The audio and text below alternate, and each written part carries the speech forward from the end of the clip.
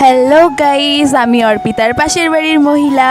তো আজকে ওর ভিডিওতে আমি ভয়েস দিচ্ছি কারণ ওর গলায় প্রচণ্ড ব্যথা, ও কথা বলতে পারছে না। তো তোমরা দেখতেই পারছো অর্পিতা চলে গেছে পলিদের বাড়িতে। সেখানে গিয়ে জানতে পারলো যে মানসী বনুর খুব শরীর খারাপ, তাই ওর মন ভালো করার জন্য জংলি ফুল নিয়ে ওকে দিল।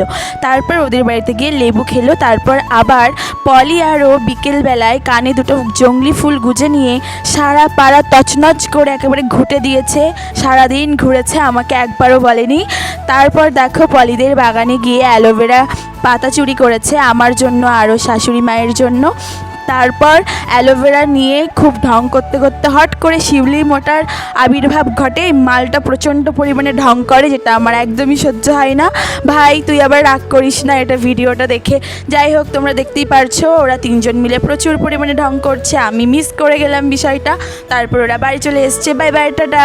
অবশ্যই কমেন্টে